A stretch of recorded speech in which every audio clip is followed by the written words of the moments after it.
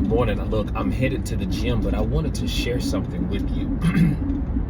This morning, while I was just having my time in the morning, I get up in the morning, I have my time with the Lord. And the Lord began to speak to me about purity. And the way that the Lord began to give me purity is that he always talks to me, or he began to unfold it like this. Let me say it like that. He began to unfold it to me like this. Y'all, my hair is everywhere. But he began to unfold it to me like this, is when we look at the word holy. This is how he started it with me. See, remember, holiness is your distinction, your ability to be set apart, to be different. But it also means to be pure. And I just begin to just meditate on the word pure, and then God began to say this to me: your purity is found in your difference. The purest form of who and what you are, the purest form of who and what you are is found in your difference, because there's nobody else that could be you. And what's on the inside of you is, of course, God's spirit. But when the Bible says that when the spirit touched the body, you became a living soul. Now, a living soul. Now, the thing that I want you to understand about a soul is the soul is you. Like, it is your expression. It is the medium and how that whatever's on the inside of you, okay, that it comes, how it comes out of you. It is you. So I want you to bring that into a perspective real quick, because see, when you die, this body returns to the ground, but your spirit, it goes back to where it came from, which was from God. So those two combinations and the way that they came together and you came out, God won't be expressed your way ever again. Did you hear what I just said? Like, God would never be expressed the way that he's expressed through you ever again. So it's one of those things that when you come here with purity. Like, you are pure, you are different, you are distinct, you are set apart. I need you to get it like that, because see, if you don't get it that way, you won't ever see yourself in that way. And if you don't see yourself with that level of love and purity and rarity, when you look at yourself, that you see that level of beauty on you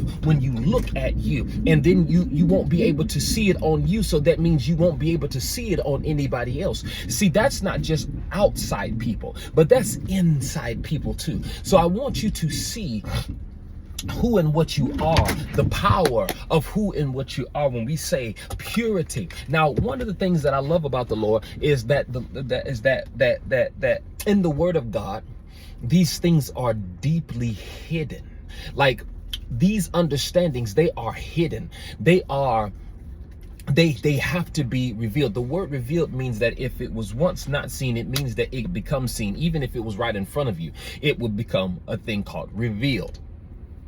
Now, in this watch, like, I gotta give it to you like this.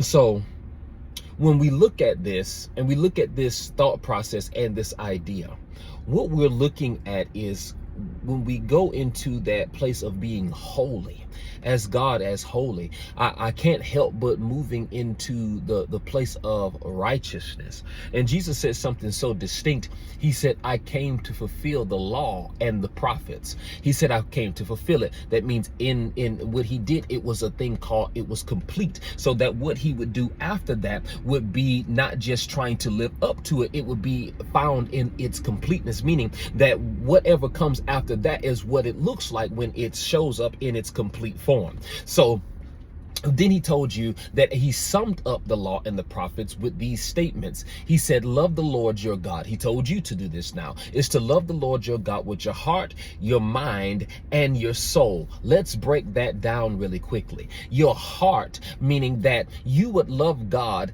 in the way that you make decisions. Now, we are always in prayer concerning the will of God. But I want to highlight something in scripture. The scriptures tell you that God's will, Okay, his will is that you be in good health and prosper as your soul prospers. Okay, so as long as your soul is active, as long as you are able to express in the way that you are, he said, as long as that's going on, he wants you to have to be in good health and have prosperity. That's God's desire. Now, the thing that we are looking for that's in the heart that we're trying to get out, why Jesus told you to love God with all of your heart, the thing that he's trying to get out is the desires that are there, that are in your heart. See, a lot of people want to tell you that your heart is evil and is wicked, but see, there are some desires that God gave you that are in your heart that have to do with purpose, that have to do with why you were made. And see, we don't want to keep throwing it out there that you're all bad, because see,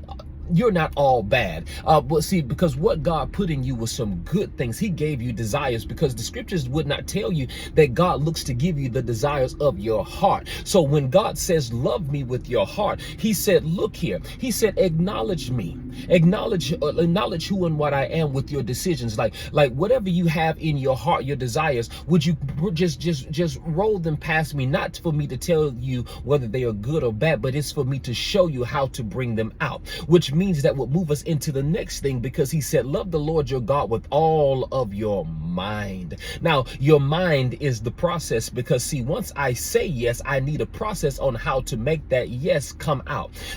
See, I can say it here, but I need to make sure that what I said yes to in here starts to show up out here. So he said, love the Lord your God with all of your mind. And then you see in the scriptures that what is the power of your mind?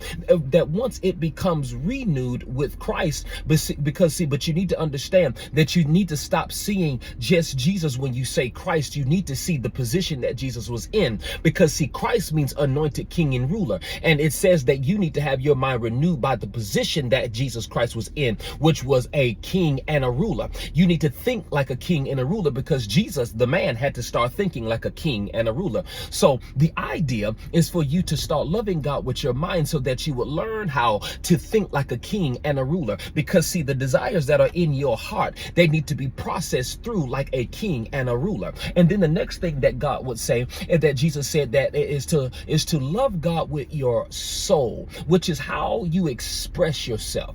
And that's something that's wonderful, because it says to love God with your expression. So how you express yourself. So I need you to pay attention to this now, that he said he wants you to love him with your heart, which means your decisions.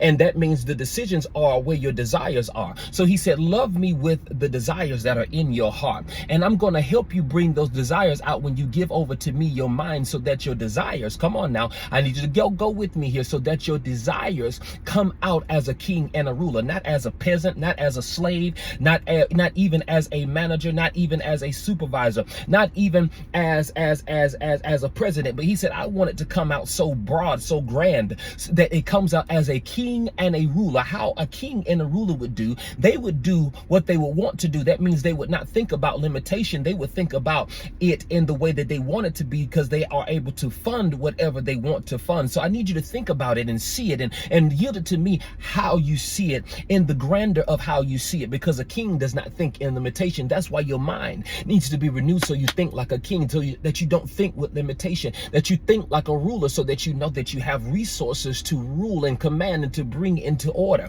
So that once you get it like that, he said, now watch this. He said, now love God with your soul. He said, love God now with that way. All of those things have to come out in your expression. He didn't say with somebody else's soul. He said yours. He said all those things have to come out with your expression, so that you could do this, so that you could love your neighbor as yourself, not somebody else. That's purity. Not somebody else, but as yourself. Not someone else, but as yourself, that you would love your neighbor as yourself. So it wasn't just how you love you, but it's God saying that however you express yourself, it's unique, it's pure. It needs to be released to your neighbor, so that your neighbor can release theirs back to you, so that you can release it and that it can be released back to you, so that you can have unique ways of love. And Jesus said, they will know that you are my disciples by the way, listen to me, by the way, listen to me, by the way that you love one another. Did you hear what I just said? Like he said, by the way that you love one another, not by the way somebody else loves you, but he said by the way y'all love one another, the uniqueness of that. Not the way that you do it standardized, like they say you're supposed to do it standard like this, and that's what I mean by somebody else. Like standardized, it's got to be put together this type of way for it to be considered love. He said, no. He said, love one another the way that you love them. This whole process is about pulling who you are out of you, the desires that were placed in your heart because you are unique, a unique system. The desires that are put in your heart, he said he wants to take the process to pull those things out of your heart so that they be expressed in such a way that you could love your neighbor as yourself, to be purely who and what you are.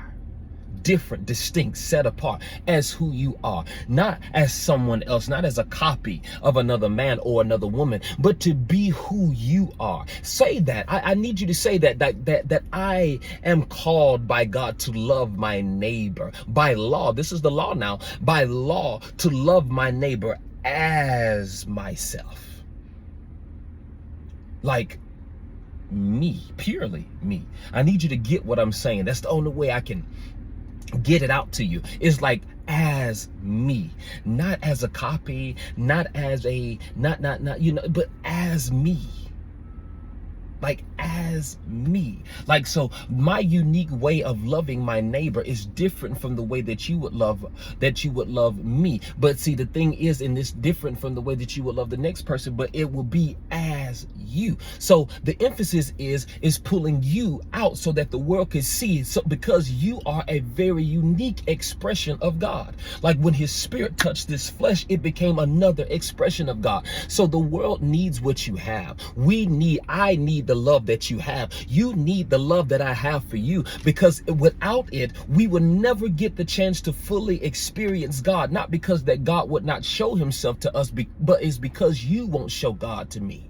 You won't show God's expression to me. God would love to, but see, God is God. God has a lot of other things going on. So he was wise enough to say, I'm going to put this part of me in this one, and this part of me in that one, and this part of me in that one. And then as they love one another, they'll get to experience different sides of me. See, you are important just because you're here. It may have been a mistake. You may feel like that your parents may met, or you may be a result of rape, or you may be a result of some type of weird offense or assault. It doesn't matter about any of that. You may not have had your mama, or you may not have had your daddy in your life, or you may be adopted, or you may be an orphan. You may be whatever you are. But let me tell you something, that no matter who and what you are, no matter what your circumstance is, it does not change the fact that God said that the law in this kingdom, once you get in here, it is for you to love your neighbor as yourself, not anybody else, but as you are. Because whatever it is that you are, the world needs that expression of you.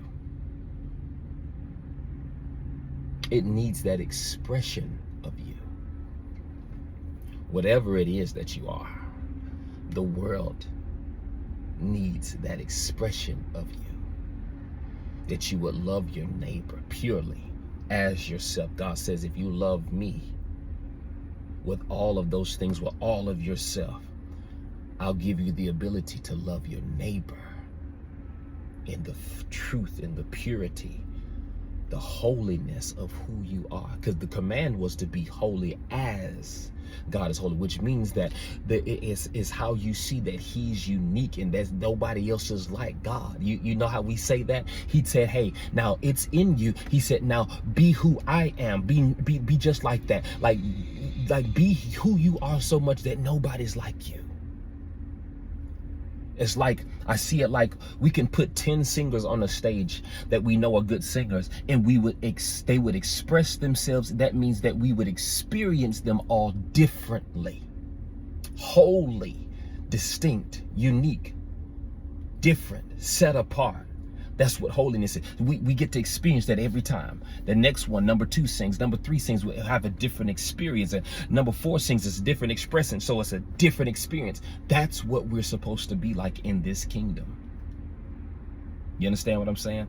That's a level of understanding and processing that's so deep from the Lord. But the way he constructed it is that all of us will be different, that all of us would express him differently. So the way that you love, it would have to be expressed in this way. I had to share that with you because it hit me so hard. I want to make sure that it doesn't just hit me, it hits you hard too. So I want to make sure that you understand how valuable you are today. All right, God bless you. I'll talk to you later.